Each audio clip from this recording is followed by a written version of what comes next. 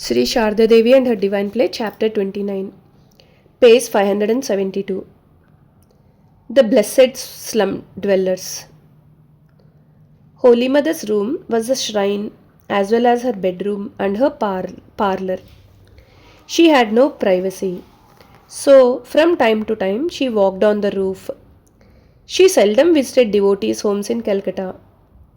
When she bathed in the Ganges, she left by the back door, not the main entrance, where Sharadananda and other monks lived and worked in the publication department. By contrast, the elderly Golapma, caretaker of the mother, moved around everywhere in the house. Sometimes the mother sat alone on the northern balcony of her room and repeated her mantra in the evening or gave a private interview. In front of the Udbodhan house, there was a large slum.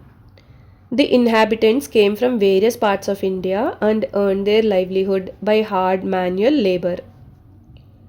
When Holy Mother was in Calcutta, they could see her from their huts when she went out onto the balcony to the north of her room. The slum dwellers loved and respected Holy Mother. Sometimes Holy Mother watched the poverty-stricken people of the slum from her balcony.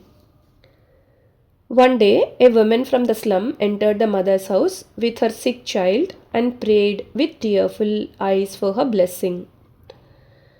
The mother looked intently at the child for a while and then reassured the woman. "Don't worry, my child, your son will be all right."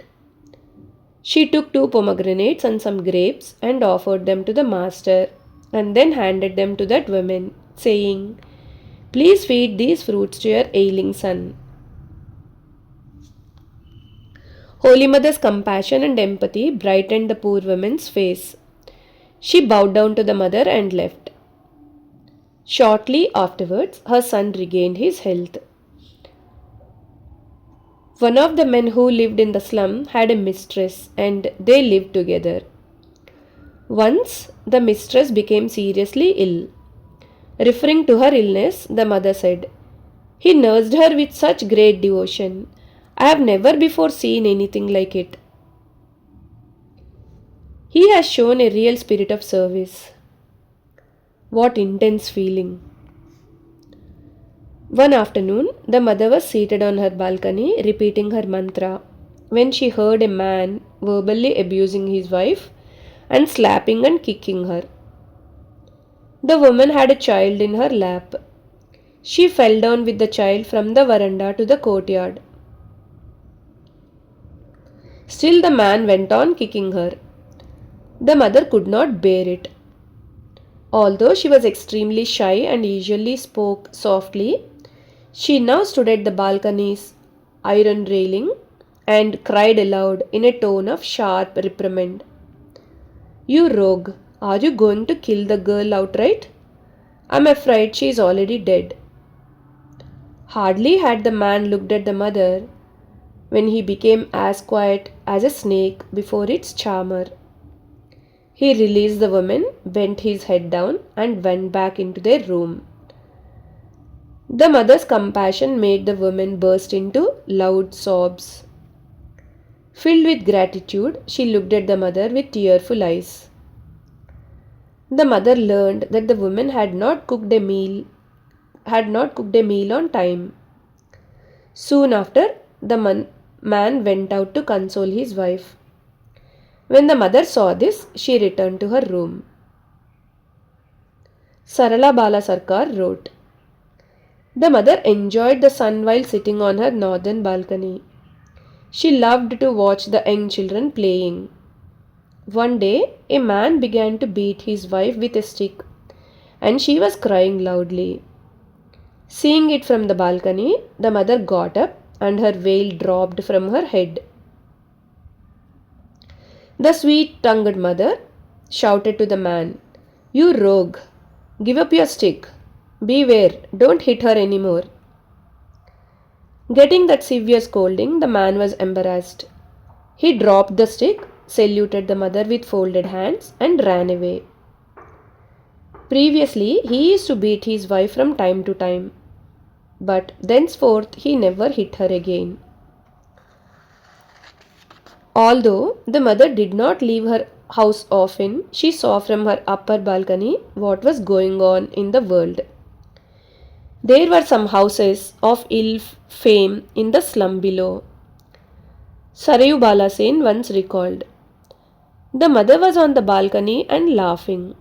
She called me, "Oh, my daughter, come here. Be quick." As soon as I went to her, she said, "Look, look, that man is peeping through the window of the prostitute's house. He runs from window to window, but he can't get in.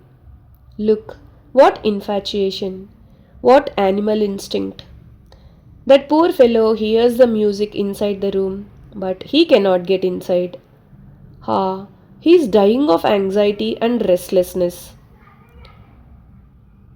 The way the mother described that man's condition, I could not check my laughter.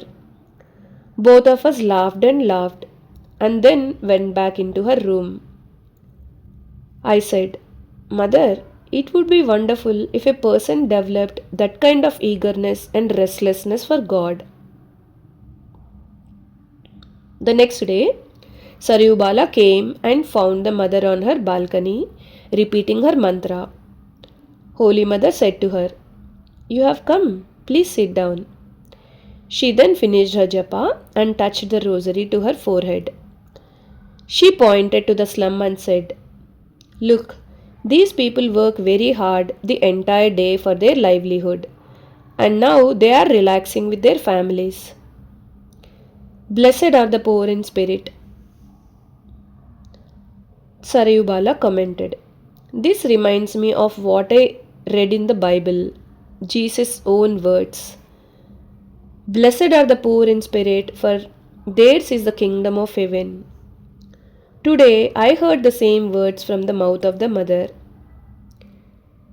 Being Mahamaya herself, Holy Mother watched the play of Maya from her balcony. Jai Ma.